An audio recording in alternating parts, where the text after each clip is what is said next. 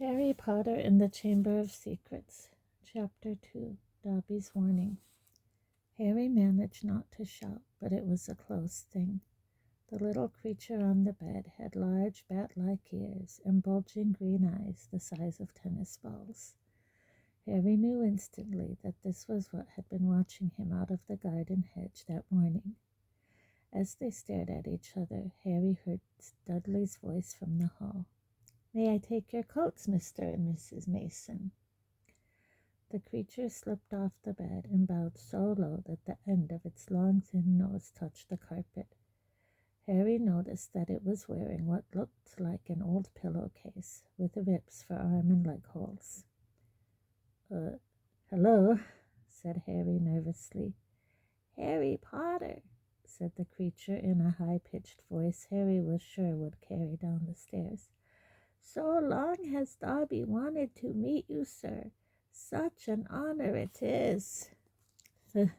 "Thank you," said Harry, edging along the wall and sinking into his desk chair next to Hedwig, who was asleep in her large cage. He wanted to ask, "What are you?" but thought it would sound too rude, so instead he said, "Who are you?" "Dobby, sir, just Dobby, Dobby the house elf," said the creature. "Oh, really?" said Harry. I don't want to be rude or anything, but this isn't a great time for me to have a house elf in my bedroom." Aunt Petunia's high false laugh sounded from the living room. The elf hung his head.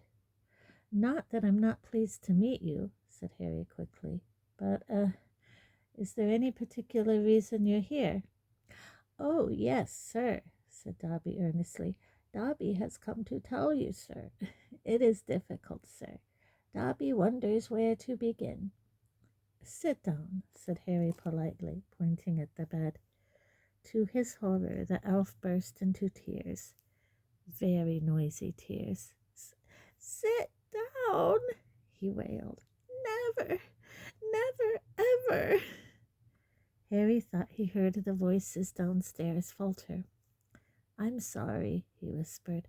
"I didn't mean to offend you or anything." "Offend Dobby," choked the elf. "Dobby has never been asked to sit down by a wizard, like an equal." Harry, trying to say shh and look comforting at the same time, ushered Dobby back onto the bed, where he sat hiccuping, looking like a large and very ugly doll.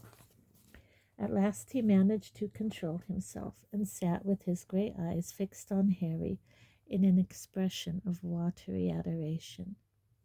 "You can't have met many decent wizards," said Harry, trying to cheer him up. Dobby shook his head. Then, without warning, he leaped up and started banging his head furiously on the window, shouting, "Bad Dobby! Bad Dobby!" "Don't! What are you doing?" Harry hissed, springing up and pulling Dobby back onto the bed. Hedwig had woken up with a particularly loud screech and was beating her wings wildly against the bars of her cage. "Dobby had to punish himself, sir," said the elf, who had gone slightly cross-eyed. "Dobby almost spoke ill of his family, sir." "Your family?" "The wizard family Dobby serves, sir. Dobby is a house elf, bound to serve one house and one family forever." "Do they know you're here?" asked Harry curiously. Dobby shuddered. "Oh, no, sir, no.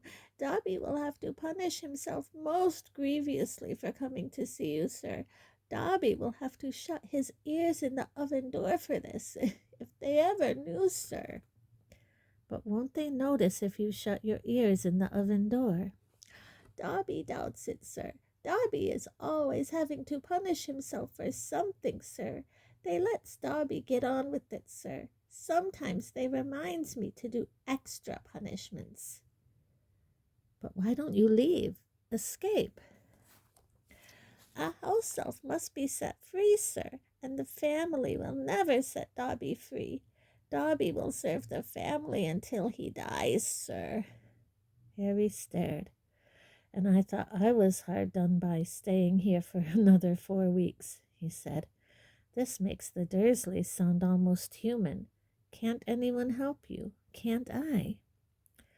Almost at once Harry wished he hadn't spoken. Dobby dissolved again into wails of gratitude. "Please," Harry whispered frantically, "please be quiet. If the Dursleys hear anything, if they know you're here—" "Harry Potter asks if he can help Dobby. Dobby has heard of your greatness, sir, but of your goodness Dobby never knew." Harry, who was feeling distinctly hot in the face, said, "Whatever you've heard about my greatness is a load of rubbish. I'm not even top of my year at Hogwarts. That's Hermione. She—" But he stopped quickly because thinking about Hermione was painful. "Harry Potter is humble and modest," said Dobby reverently, his orb-like eyes aglow. "Harry Potter speaks not of his triumph over he who must not be named." "Voldemort," said Harry. Dobby clapped his hands over his bat ears and moaned, "Ah, speak not the name, sir. Speak not the name." "Sorry," said Harry quickly. "I know lots of people don't like it. My friend Ron—" He stopped again. Thinking about Ron was painful too. Dobby leaned towards Harry, his eyes wide as headlamps. "Dobby heard tell," he said hoarsely, "that Harry Potter met the Dark Lord for a second time just weeks ago. That Harry Potter escaped yet again." Harry nodded, and Dobby's eyes suddenly shone with tears. "Ah, sir," he gasped, dabbing his face with a corner of the grubby pillowcase he was wearing. "Harry Potter is valiant and bold. He has braved so many dangers already. But Dobby has come to protect Harry Potter, to warn him, even if he does have to shut his ears in the oven door later. Harry Potter must not go back to Hogwarts." There was a silence broken only by the chink of knives and forks from downstairs and the distant rumble of Uncle Vernon's voice. "What?" Harry stammered. "But I've got to go back. Term starts on September the 1st.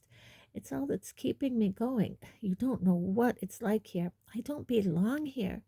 I belong in your world, at Hogwarts."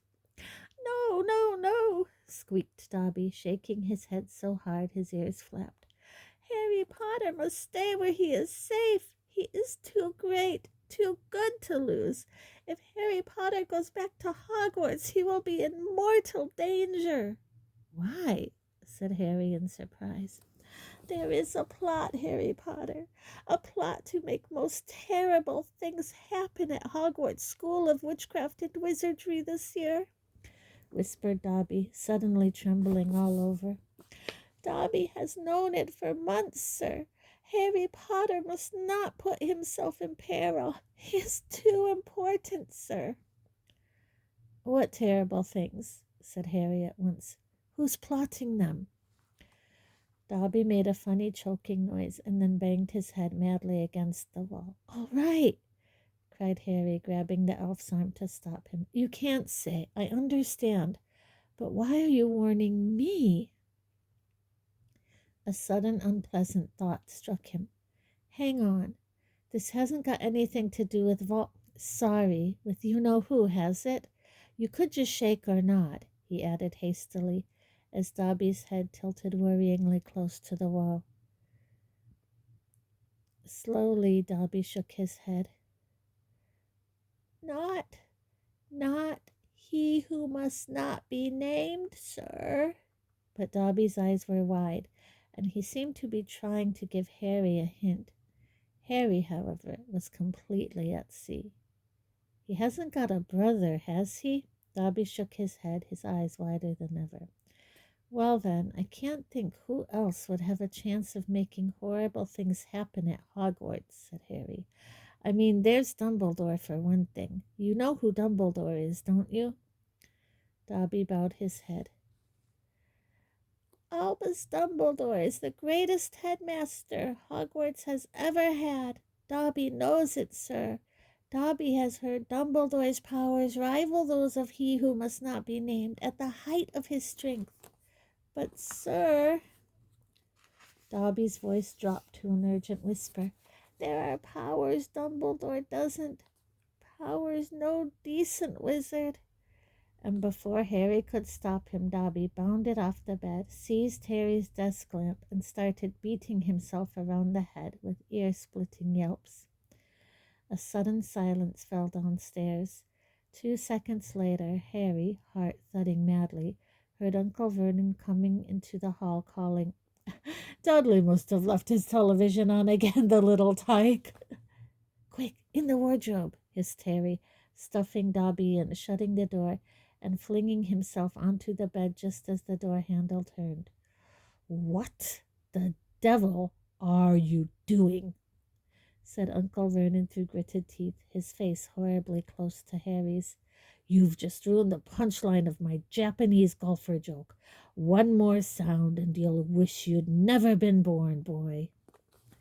He stomped flat-footed from the room. Shaking, Harry let Dobby out of the wardrobe.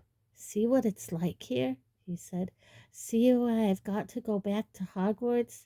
It's the only place I've got, well, I think I've got friends.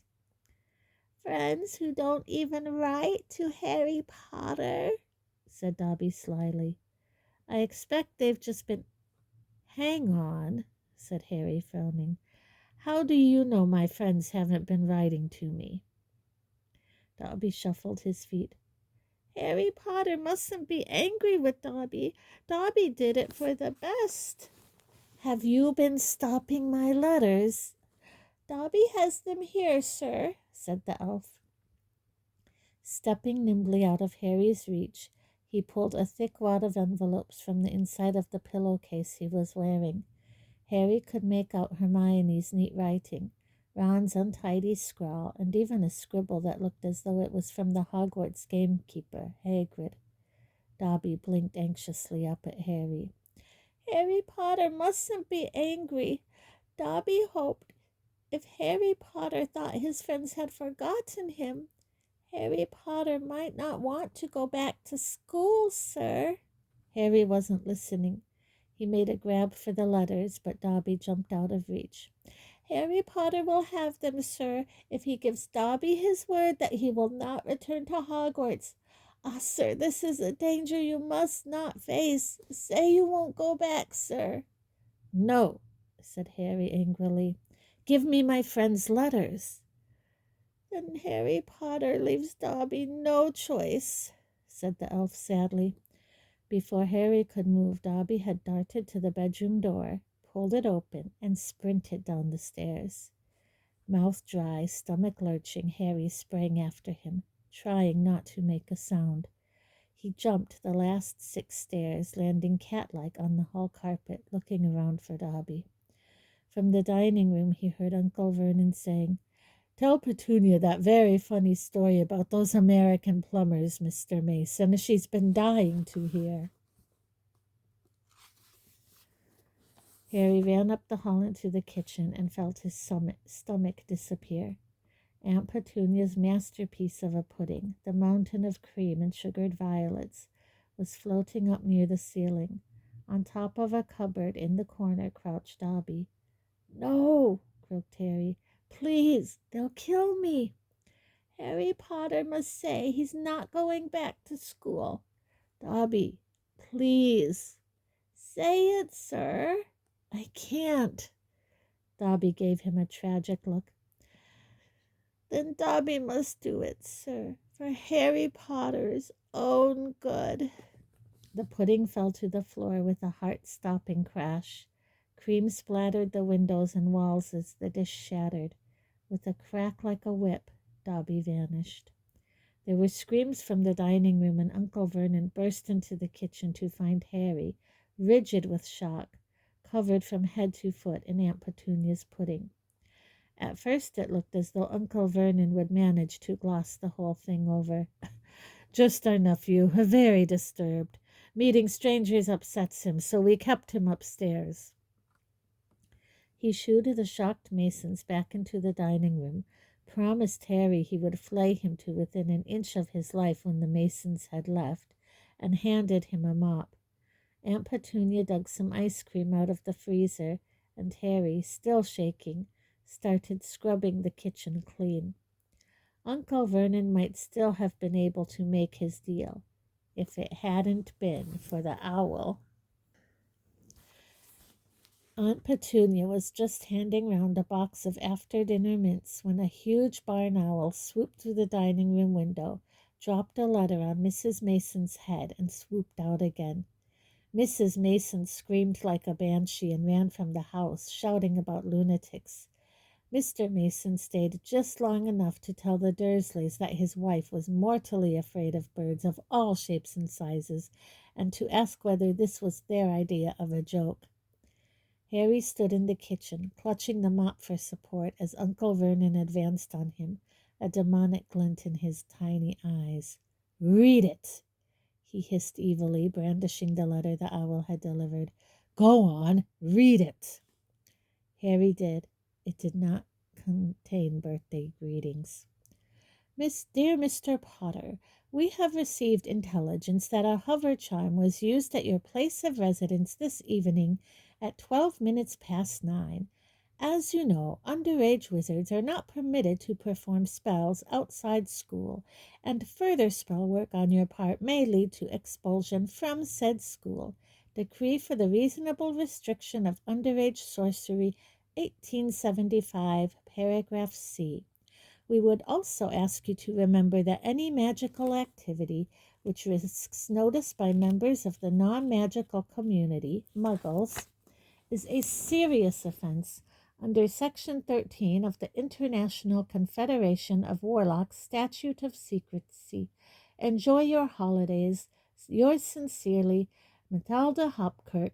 Improper use of magic office, Ministry of Magic. Harry looked up from the letter and gulped. "You didn't tell us you weren't allowed to use magic outside school," said Uncle Vernon, a mad gleam dancing in his eyes. "Forgot to mention it. Slipped your mind, I dare say." He was bearing down on Harry like a great bulldog, all his teeth bared. "Well, I've got news for you, boy. I'm locking you up. You're never going back to that school. Never. And if you try and magic yourself out, they'll expel you." And laughing like a maniac, he dragged Harry back upstairs. Uncle Vernon was as bad as his word. The following morning he paid a man to fit bars on Harry's window.